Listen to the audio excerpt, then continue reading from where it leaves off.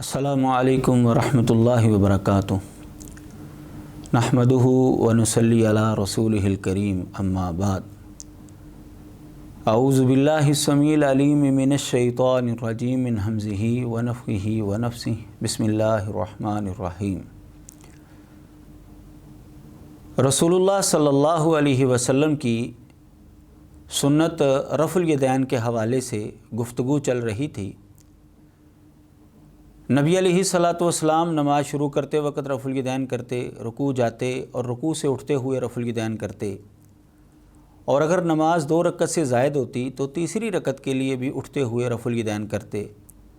ये नबी अलैहिस्सलातु वस्सलाम की सुन्नत साबिता गैर मनसूखा है। इसका तर्क और नसख़ नबी अलैहिस्सलातु वस्सलाम से साबित नहीं। इसके मद्दे मुकाबल वो अहबाब जो रफ़ुल यदैन करने के कायल नहीं हैं, वो कुछ दलाइल देते हैं जिससे वो साबित करने की कोशिश करते हैं कि रफ़ुल यदैन करना ये दुरुस्त नहीं है। उसमें से 3 दलीलों के हवाले से गुफ्तगू हो गुज़री। चौथी दलील जो उन अहबाब की तरफ से आती है वो हज़रत अब्दुल्लाह बिन उमर रज़ियल्लाहु ताला अन्हु की हदीस है कि नबी अलैहिस्सलातु वस्सलाम ने फरमाया कि 7 जगहों पर हाथों को उठाया जाएगा, रफ़ुल यदैन किया जाएगा। उनमें से एक जगह है कि जब नमाज शुरू की जाएगी तो उस वक़्त रफ़ुल यदैन होगा। यहाँ पर रुकू जाते हुए, रुकू से सर उठाते हुए और तीसरी रकत के लिए उठते हुए रफ़ुल यदैन करने का तज़किरा नहीं है। यहाँ पर जिन जगहों का तज़किरा है, बैतुल्लाह को देखकर हाथ उठाने, इस तरह सफ़ा और मरवा को देखकर हाथ उठाने, मुज़दलिफ़े के अंदर खड़े होकर हाथ उठाने, और यहाँ पर नमाज का तज़किरा इसके अलावा नहीं है। सिर्फ़ पहली रफ़ुल यदैन जो है उसका ज़िक्र मिलता है। ये रिवायत सुननुल कुबरा बहकी के अंदर और इसके अलावा मुस्तदरक हाकिम के अंदर भी मौजूद है। लेकिन जब हम तहकीक करते हैं तो हम इस नतीजे पर पहुँचते हैं कि ये रिवायत रसूलुल्लाह सल्लल्लाहु अलैहि वसल्लम से कतन साबित नहीं है, क्योंकि इसकी सनद के अंदर मोहम्मद बिन अब्दुर्रहमान बिन अबी लैला रावी है जो कि सख्त तरीन ज़ईफ़ रावी है। उसकी रिवायत बयान करदा जो है वो काबिल हुज्जत नहीं होती। ये मेरे सामने किताब है नूरुल ऐनैन, मुहद्दिसुल असर हाफ़िज़ ज़ुबैर अली ज़ई रहमहुल्लाह की। इसका सफ़र नंबर 99। यहाँ पर उन्होंने बाकायदा एक नक्शा जो है वो बनाया है कि मोहम्मद बिन अब्दुर्रहमान बिन अबी लैला रावी जो है वो ज़ईफ़ है, और उसको ज़ईफ़ कहने वाले मुहद्दिसीन कौन कौन से हैं। एक लंबी फ़हरिस्त है, उनमें इमाम शोबा हैं, इसी तरह याहिया बिन सईद हैं,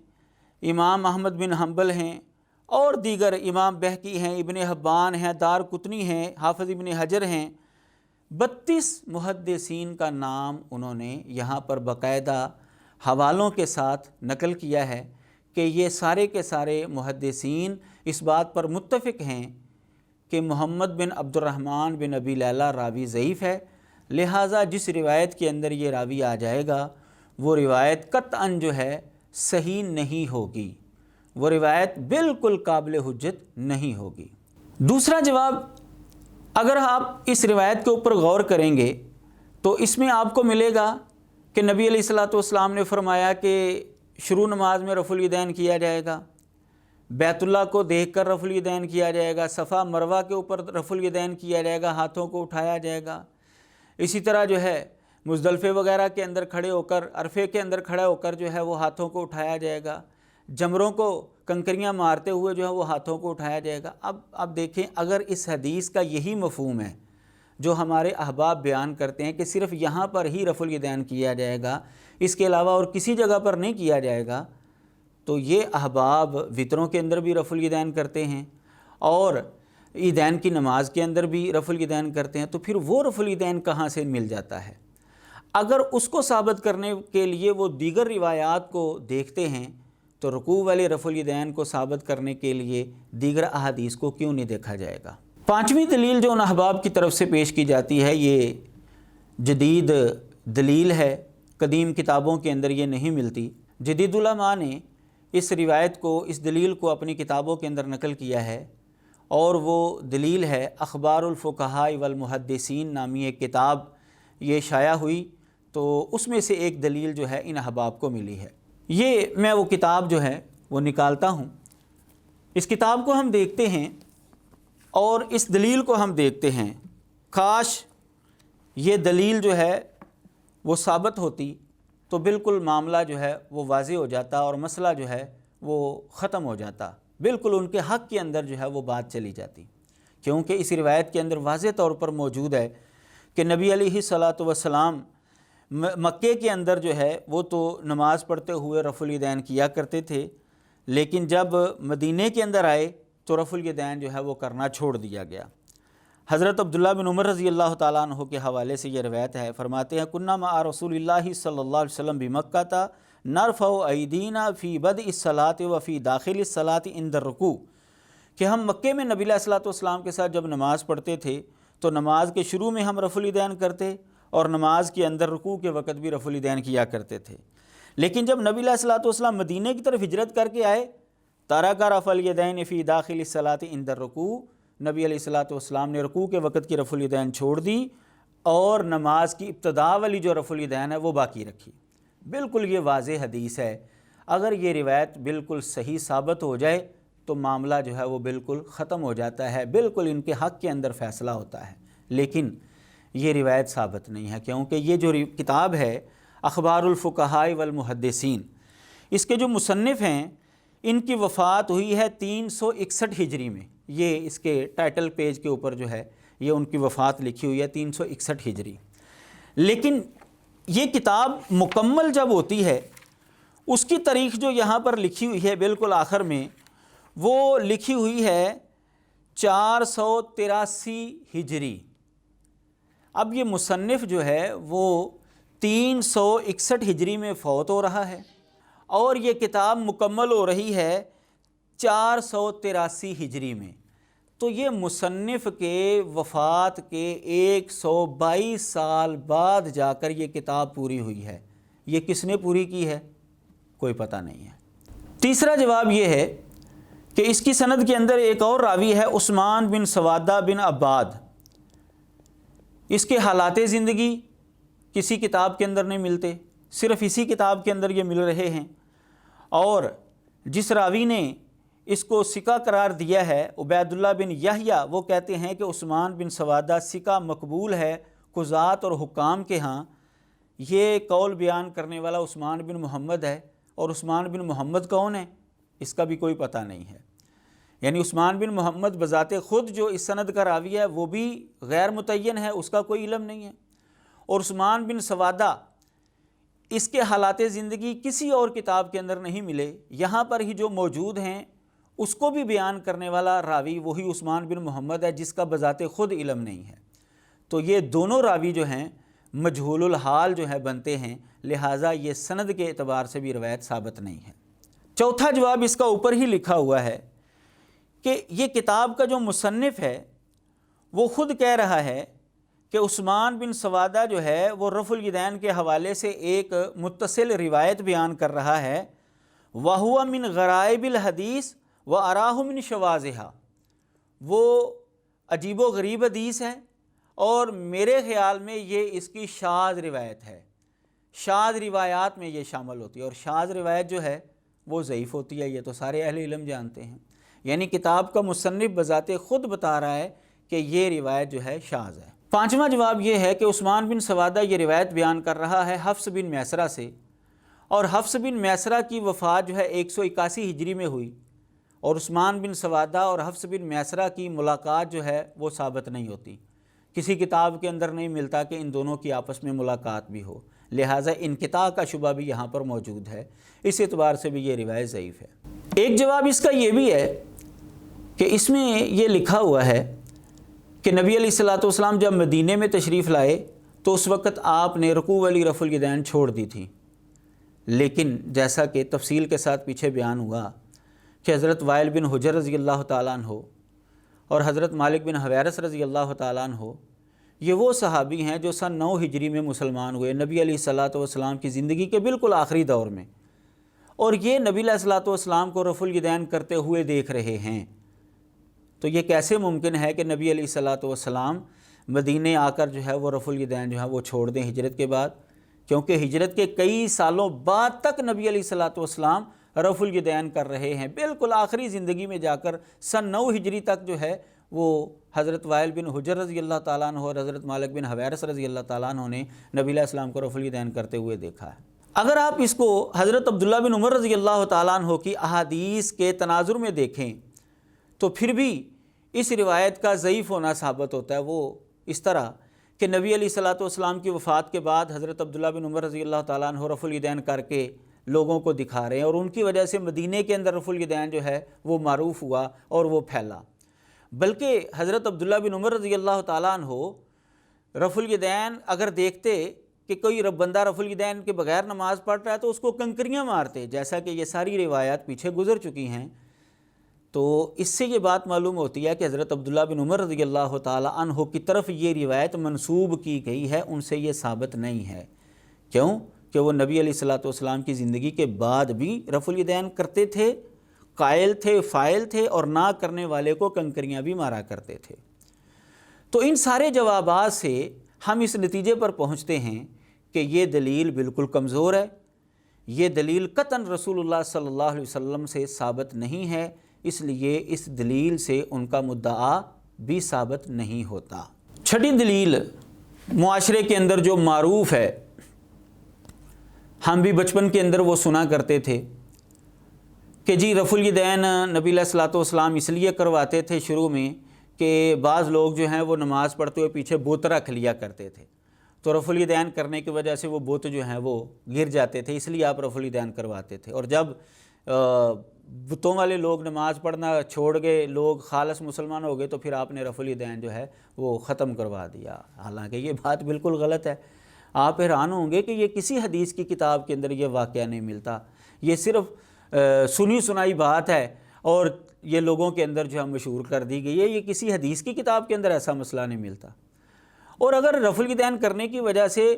بت گرتے ہیں تو وہ تو بھائی پہلی رفع الیدین کی وجہ سے گر جاتے تھے، بعد والی رفع الیدین کروانے کا پھر کیا مقصد ہوا؟ لیکن جب آپ غور کریں گے تو آپ کوئی بھی چیز جو ہے وہ بغلوں کے اندر لے کر آپ رفع الیدین کریں تو وہ چیز نہیں گرے گی۔ مثال کے طور پر میں یہی کتاب جو ہے وہ اخبار الفقہاء والمحدثین، یہ کتاب جو ہے وہ آپ کے سامنے یہاں پر رکھتا ہوں، تو میں رفع الیدین کرتا ہوں، دیکھیں کوئی نہیں گر رہی، کتنی دفعہ کریں گے نہیں گر رہی کتاب۔ تو اس کا مطلب یہ ہے کہ یہ صرف خام خیالی ہے احباب کی، اس سے یہ بتوں والا مسئلہ جو ہے یہ قطعاً جو ہے وہ نہیں ملتا کسی کتاب کے اندر، یہ صرف مشہور کی ہوئی بات ہے۔ ساتویں دلیل جو ان احباب کی طرف سے پیش کی جاتی ہے وہ ہے قرآن مجید کی سورۃ المؤمنون کی آیت کریمہ، قد افلح المؤمنون الذین هم فی صلاتہم خاشعون، کہ ایمان والے فلاح پا گئے ہیں وہ جو اپنی نمازوں کے اندر خشوع اختیار کرتے ہیں۔ کہتے ہیں جی دیکھیں حضرت عبداللہ بن عباس رضی اللہ تعالیٰ عنہ نے اس آیت کی تفسیر یہ کیا ہے خاشعون کی، الذین لا یرفعون ایدیہم فی الصلاۃ، یعنی اس سے مراد وہ لوگ ہیں جو نماز کے اندر اپنے ہاتھوں کو اٹھاتے نہیں ہیں، یعنی رفع الیدین نہیں کرتے۔ آپ حیران ہوں گے کہ بھائی اگر حضرت عبداللہ بن عباس رضی اللہ تعالیٰ عنہ نے یہ تفسیر بیان کی ہے، یہ واقعی ان سے ثابت ہے، تو پھر وطروں کا رفع الیدین بھی آپ کو چھوڑ دینا چاہیے، عیدین کا رفع الیدین جو ہے وہ بھی چھوڑ دینا چاہیے۔ وہ کیوں آپ کرتے ہیں؟ اگر وہ کہیں گے کہ بھائی اس کے لیے الگ دلیلیں ہیں تو بھئی رکوع والے رفع الیدین کے لیے الگ دلیلیں نہیں ہیں۔ لیکن جب آپ تحقیق کریں گے تو آپ کو پتہ چلے گا، آپ حیران ہو جائیں گے کہ حضرت عبداللہ بن عباس رضی اللہ تعالیٰ عنہ سے یہ تفسیر ثابت ہی نہیں ہے، کیونکہ یہ قول آتا ہے تنویر المقباس نامی ایک کتاب کے اندر جو حضرت عبداللہ بن عباس کی تفسیر کے اوپر مشتمل ہے، اور یہ کتاب ہی سرے سے ثابت نہیں ہے، یہ صرف ان کی طرف منسوب کی گئی ہے، گڑھی گئی ہے، کیونکہ اس کی سند کے اندر دو راوی آتے ہیں، ایک کا نام ہے محمد بن مروان سدی اور دوسرے کا نام ہے محمد بن صائب کلبی۔ اب یہ دونوں راوی جو ہیں پرلے درجے کے ضعیف، ناقابل اعتبار، جھوٹے، کذاب راوی ہیں۔ محدثین کا اتفاق ہے ان دونوں راویوں کے کذاب اور وضاع اور ضعیف ہونے کے اوپر۔ تو جب یہ کتاب ہی حضرت عبداللہ بن عباس رضی اللہ تعالیٰ عنہ سے ثابت نہیں ہے تو ان کا یہ قول کیسے ثابت ہو سکتا ہے؟ تیسرے انداز سے اگر آپ دیکھیں گے، یہ قول بذات خود حضرت عبداللہ بن عباس رضی اللہ تعالیٰ عنہ کی بیان کردہ نماز کے طریقے کے ہی خلاف ہے، کیونکہ حضرت عبداللہ بن عباس رضی اللہ تعالیٰ عنہ بذات خود رفع الیدین کرنے کے قائل تھے اور فاعل تھے۔ مصنف ابن ابی شیبہ کے اندر روایت آتی ہے، ان کے شاگرد ان کو نماز پڑھتے ہوئے دیکھ رہے ہیں اور حضرت عبداللہ بن عباس رضی اللہ تعالیٰ عنہ نماز شروع کرتے وقت بھی رفع الیدین کر رہے ہیں، رکوع جاتے بھی رفع الیدین کر رہے ہیں، اور رکوع سے سر اٹھاتے ہوئے بھی رفع الیدین کر رہے ہیں۔ یہ روایت جو ہے حسن سند کے ساتھ موجود ہے ابن ابی شیبہ کے اندر۔ تو حضرت عبداللہ بن عباس رضی اللہ تعالیٰ عنہ بذات خود رفع الیدین کرنے کے فاعل ہیں، قائل ہیں، نبی علیہ الصلوۃ والسلام کے بعد بھی رفع الیدین کر رہے ہیں، تو کیسے وہ یہ تفسیر کر سکتے ہیں؟ یعنی اس تفسیر کے ضعیف ہونے کے اوپر حضرت عبداللہ بن عباس رضی اللہ تعالیٰ عنہ کا ذاتی عمل بھی دلالت کر رہا ہے۔ 8ویں دلیل ان احباب کی طرف سے جو پیش کی جاتی ہے وہ سنن دارقطنی کی روایت ہے کہ حضرت عبداللہ رضی اللہ تعالیٰ عنہ فرماتے ہیں کہ میں نے رسول اللہ صلی اللہ علیہ وسلم کے پیچھے نماز پڑھی، حضرت ابوبکر رضی اللہ تعالیٰ عنہ کے پیچھے نماز پڑھی، حضرت عمر رضی اللہ تعالیٰ عنہ کے پیچھے نماز پڑھی، اور وہ نماز شروع کرتے وقت ہی رفع الیدین کیا کرتے تھے۔ اس روایت کے الفاظ میں آپ کو پڑھ کر سناتا ہوں۔ عن عبداللہ قال صلیت مع النبی صلی اللہ علیہ وسلم ومع ابی بکر ومع عمر رضی اللہ عنہما فلم یرفعوا ایدیہم الا عند التکبیرۃ الاولی فی افتتاح الصلاۃ، کہ میں نے نبی علیہ السلام کے پیچھے حضرت ابوبکر حضرت عمر رضی اللہ عنہما کے پیچھے نماز پڑھی تو وہ صرف رفع الیدین نماز شروع کرتے وقت ہی کیا کرتے تھے۔ یہ روایت سنن دارقطنی کے اندر ہے، لیکن آپ جب سنن دارقطنی نکالیں گے تو وہاں پر یہ بات آپ کو ملے گی۔ امام دارقطنی رحمہ اللہ بذات خود یہ روایت نقل کرنے کے بعد کہہ رہے ہیں کہ اس کی سند کے اندر محمد بن جابر راوی جو ہے وہ متفرد ہے، وکانہ ضعیفہ، اور یہ ضعیف راوی ہے۔ یہ محمد بن جابر یمامی ہے اور اس کے ضعیف ہونے کے اوپر جو ہے محدثین کا اتفاق ہے۔ بڑے بڑے محدثین اس بندے کو جو ہے وہ ضعیف قرار دے رہے ہیں۔ یہ میرے سامنے کتاب ہے حافظ زبیر الجزئی رحمہ اللہ کی، انہوں نے اس روایت کے اوپر تفصیلی گفتگو کی ہے صفحہ نمبر 151 پر۔ فرما رہے ہیں کہ یہ روایت موضوع ہے کیونکہ بہت سے محدثین نے اس روایت کو ضعیف قرار دیا ہے۔ نام لکھتے ہیں امام احمد بن حنبل رحمہ اللہ، امام حاکم رحمہ اللہ، امام دارقطنی، امام بہقی، ابن جوزی، امام شوکانی، ابن قیم اور دیگر محدثین کے نام جو ہے انہوں نے یہاں پر لکھے ہوئے ہیں۔ یہ سارے اس بات پر متفق ہیں کہ یہ روایت ضعیف ہے، ناقابل اعتبار ہے، اور خاص محمد بن جابر یمامی کے حوالے سے محدثین نے جو جرح کی ہے، امام احمد بن حنبل ہیں، یحییٰ بن معین ہیں، عمر بن علی ہیں، امام بخاری، امام ابو داؤد، امام نسائی، ایک لمبی فہرست ہے۔ یہاں پر 20 محدثین کے نام انہوں نے باقاعدہ ان کی کتابوں کے حوالوں کے ساتھ جو ہے وہ نقل کیے ہیں، جس کا یہ نتیجہ نکلتا ہے کہ یہ روایت ضعیف ہے، کیونکہ محمد بن جابر یمامی ضعیف ترین راوی ہے۔ اس کے ضعف کے اوپر محدثین کا اتفاق ہے۔ دوسرا جواب اس روایت کا کہ اگر اس روایت کے مطابق ہمارے احباب عمل کرتے ہیں تو پھر وطروں والی رفع الیدین کیوں کر رہے ہیں اور عیدین والی رفع الیدین کیوں کر رہے ہیں؟ کیونکہ اگر اس روایت کا یہی مفہوم ہے تو پھر وطروں والی بھی ختم ہونی چاہیے اور عیدین والی بھی ختم ہونی چاہیے۔ اگر کہیں کہ جی نہیں وہ دوسری روایتوں کے اندر آتی ہے تو پھر بھائی رکوع والی بھی تو دوسری روایتوں میں آتی ہے، وہ کیوں نہیں تسلیم کی جائے گی؟ تیسرا جواب یہ ہے کہ اس کے اندر کوئی وضاحت نہیں ہے کہ نبی علیہ الصلوۃ والسلام پہلے رفع الیدین کرتے تھے رکوع والا اور بعد میں آپ نے چھوڑ دیا۔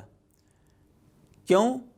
کہ نسخ کے لیے جو ہے وہ یہ وضاحت ہونا یا تاریخ کا تعین ہونا جو ہے یہ ضروری ہے،